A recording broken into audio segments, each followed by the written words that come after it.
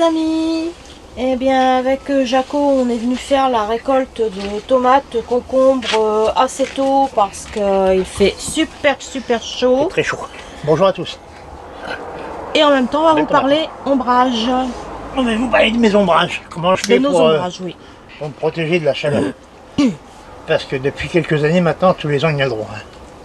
Ça monte en température incroyable. Donc pour ceux qui ont des serres, c'est un avantage en début de saison, en fin de saison, mais pendant les grosses chaleurs, ça peut être un inconvénient. Donc à savoir ce qu'il faut faire pour une serre, c'est bien déjà aérer des deux côtés. Il faut que ça soit ouvert tout le temps. Il faut que l'air circule tout le temps. Et bien sûr, il y a de l'arrosage. Dans une serre, si on n'arrose pas, ça ne bouge pas. Ça crame. C'est sûr et certain. Même si vous paillez, il faut arroser. C'est obligé. Et maintenant, on est obligé maintenant de mettre aussi des ombrages. Hein? Donc ça, c'est un voile d'ombrage que j'ai mis sur la serre. C'est un ombrage à 70%. Donc voilà. Donc ça me fait baisser la température. Parce que ça, c'est l'ennemi des légumes, hein, la chaleur. Comme le froid. Oui, c'est ce que j'allais dire, oui. Enfin, l'été, c'est plutôt la chaleur. Ouais. Voilà. Donc, si on dépasse les 35 degrés, ça devient dangereux pour une serre.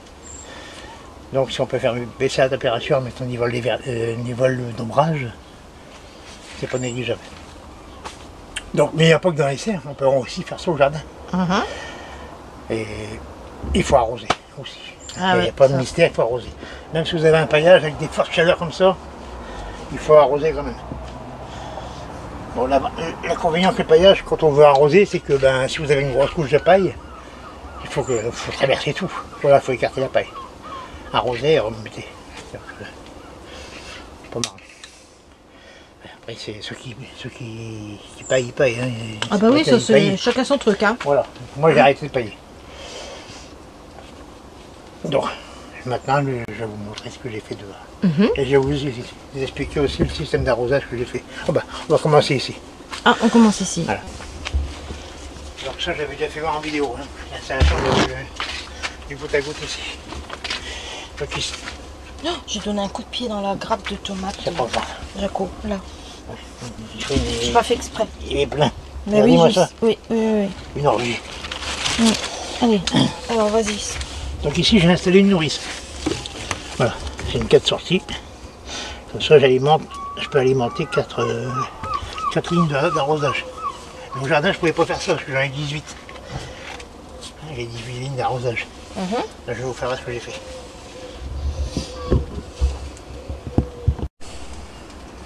Bon, la récolte du jour. Hein. Ouais. Voilà. C'est belle, hein. Oui, un beau spécimen. L'année dernière, on a eu plein comme ça, ça va être un peu plus rare. Cléota Yellow. Cléota Yellow. Monsieur Strippé, hein, qui est bonne là aussi. Ah ben là aussi, oui. Là, j'ai la Paul Robesson. Cosula 24. Ouais, Cosula 24. Cosula 24. Bah, de toute façon, ça, ce sont des variétés qui étaient conformes déjà pour nous les autres années. J'ai dû essayer celui-là. Et déjà testé, et donc Paul Robesson. on est sûr de nos graines là. Voilà. Paul Robesson. Et Paul verte. En dessous, c'est brun. C'est la belle taille. La forme un petit peu celle-ci, plus ronde. Mais normalement, elle est un peu plus ronde, oui. elle fait carré. Mais enfin, bon. Ouais. De toute façon, on ne fait pas de graines avec. Non. Et puis de toute façon, sur une grappe, toutes les tomates ne sont pas à l'identique. Hein. Bon, là, on a ramassé 3 concombres. Là, c'est une tomate ondine. Verte. Et puis, bah, ici, le reste, voilà. Là, c'est la verne. Là, c'est la Verna, oui. Verna Jolie orange. aussi, la Verna. Hein. Ouais. Normalement, c'est un peu plus gros. Oui, mais cette année, c'est comme ça. Hein. Après, c'est plein. Bon, allez, la petite récolte du jour, Ouais. Bon, allez, je vais vous montrer vos bras. ça nous fait bien plaisir. Allez, on y va, Jaco. Bon, alors au jardin, ce que j'ai fait, c'est que j'ai 18 lignes d'arrosage. Hein.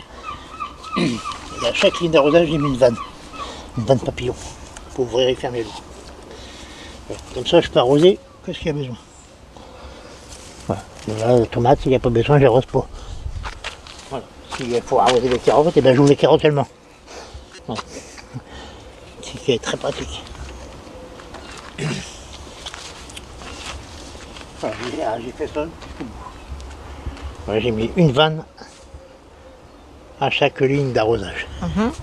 Et ben, les buses ils seront au pied des légumes. Hein, comme là on voit que les carottes. Voilà, la ligne passe. Mais je pourrais mettre ça entre deux lignes aussi. Parce que j'arrose en parapluie. Donc ça fait un rayon de 25 cm. Côté investissement, Jaco.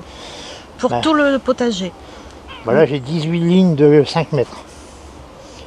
Avec des buses de tous les 30 cm. Et une vanne à chaque ligne. J'en ai environ pour 120 €.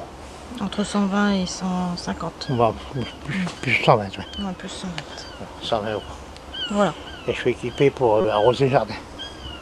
Parce que quand on a un petit jardin, on n'a pas beaucoup de place pour faire de la réserve d'eau.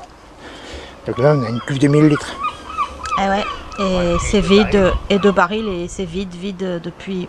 Donc si c'est pour mettre beaucoup de réserve d'eau, on n'aura plus de place pour faire des légumes. Donc voilà. Donc une fois que c'est vide, on n'a pas le choix que de tirer sur le réseau.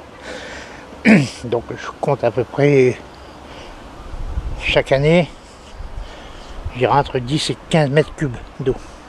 Ce qui me fait un budget de 80 € environ. À peu près. Après c'est selon les coins où vous habitez.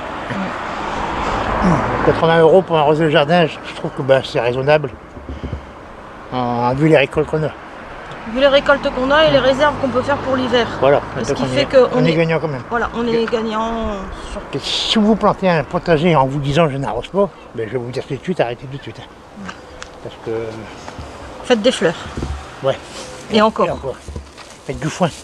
Ouais. Donc, j'ai parlé de l'ombrage tout à l'heure. Alors, après on revient à l'ombrage. Oui. Voilà, ça c'est de l'ombrage que c'est le même que sur la serre. Voilà.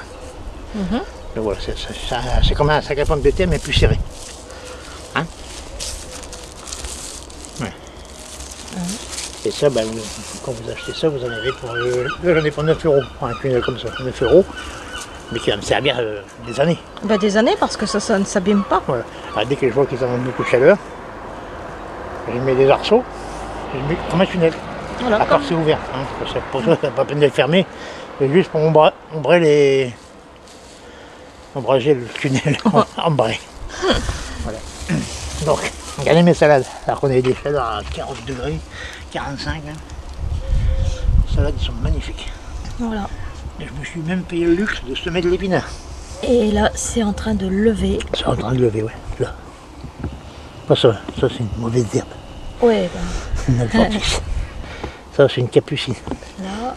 Tout pousse ici. Ouais. Alors là, ici, ça lève. Allez, c'est parti. Voilà, ça m'a coûté une dizaine d'euros et ça va me durer des années. Donc,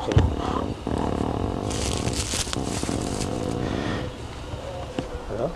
Ici, c'est du filet pour contre les papillons. Oui. Hein, là-bas, c'est contre la mouche et contre les papillons. Ouais. Là, on discutera du reste du potager plus tard. Oui. Ici, Jaco. Voilà. Donc là, on a retiré l'ombrage hier soir. Ouais. Et on le remet le matin. Hein. Voilà. Mais pourquoi on le retire le soir? C'est au cas où il y a du vent. Donc ouais, on se méfie quand même. Hein. L'ombrage, c'est surtout avec forte chaleur. Voilà. Il faut que le soleil vienne brûler les tomates. Voilà. Et je vais faire ce que je fais. Bon. Alors voilà ce que je prends pour mettre ça devant mes tomates. Ça sera pas sur les tomates, ça sera devant. En fait, nous, le soleil, il est là toute la journée. Voilà. Alors là, il est pas là parce que là, pour l'instant, il y a un peu de nuages. Petit peu de nuages, ouais. On respire, mais ça va pas durer, ça va habituel. Oh, ça y est, on voit déjà là, c'est. Ouais, ça commence à disperser. Donc, ce que je veux pas, c'est que le soleil vienne brûler mes tomates. Donc, c'est pas la peine de les couvrir. Il faut juste leur faire un mur.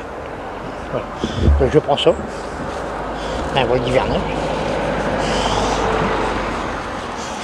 Je vais approcher là. Hop. Vite fait. Juste un nœud, hein, c'est juste pour la journée. Ouais. Et là, c'est sur le tuteur de la tomate. Hein. Donc, voilà. Hop. Je peux pas t'aider, Jaco. Voilà. Non, il n'y a pas besoin. C'est vite fait. Oui, oui.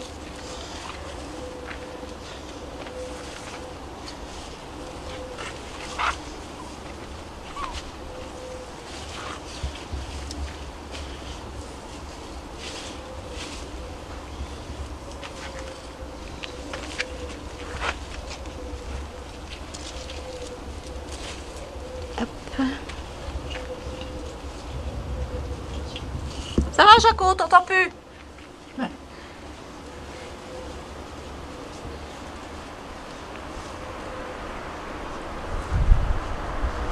Il y a un tout petit peu de vent. Et c'est tant mieux parce que ça nous fait du bien. Voilà. Voilà, ni plus ni moins. Donc là, montrer que tu as mis deux bambous juste devant hein, pour maintenir... Pour éviter que ça vole. Pour éviter que ça vole. Et puis ici, on va le rattacher en bas. Oui, je vais faire ça. Pour éviter que ça Voilà. me décolle trop. Donc voilà, ça fait un pare-soleil, on va dire. Voilà, c'est pas beau. Ouais, c'est pas beau, mais Ça après, protège. Voilà, ça protège nos légumes, quoi. Je mets ça la journée. Le soir, j'enlève. Et tout va bien. Ouais, tomates. Hein, tomates dehors qui commencent à mûrir seulement. Ouais, c'est un peu plus long dehors, c'est normal. Voilà. Bon. Donc je vais vous faire mon système d'arrosage en action. Bon, là j'ai mis en eau, hein, j'ai branché le tuyau d'arrivée centrale qui est là. Hein, ça c'est l'arrivée centrale. Et il reste avec nous à faire des frites. Oui, Jaco. Oui, c'est des frites aujourd'hui. Ouais, voilà. Donc j'ai décidé d'arroser cette bande là, et ben je mets là en route. Voilà. Et ça arrose tout le long. Ça, là, je l'ai mis en parapluie. Hein? Là, il y a des semis. Et il y a un semis, ouais, un semis de navet. Donc voilà. Et quand j'ai deux lignes à arroser en même temps, ben, je le mets entre les deux lignes, comme j'ai fait là, pour les haricots. Là, on voit là, ça passe ici entre les lignes d'haricots. Et je fais ça, et ça arrose les deux, lignes en même temps. Et c'est sous le feuillage. Donc ça fait un peu comme un feuillage. D'accord. Mais vous pouvez pailler par-dessus. Hein, vous pouvez pailler par-dessus les buses. Oui. Ce qui est gênant, c'est qu'on ne voit pas quand il y a une qui coule pas.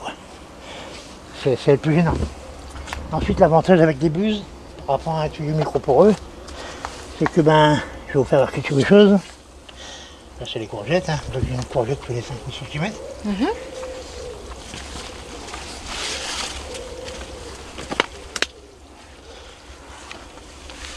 Voilà, donc j'ai besoin d'eau à la courgette. Je coule à la courgette. Hein. Entre deux courgettes, j'ai pas besoin d'eau. Donc là, je l'ai arrêté. Je sais pas si on voit. Là, ils sont fermés. Donc, ça se ferme facilement, ça suffit de desserrer. Voilà. Et après, régler en goutte à goutte. Voilà. Ici, ça coule doucement. Hein. Ça, c'est directement un pied de légumes, on peut le mettre comme ça. Voilà. Donc là, c'est ouvert que au niveau des courgettes et l'artichaut. et artichauts. Pour laisser mourir. Bah non. Donc voilà.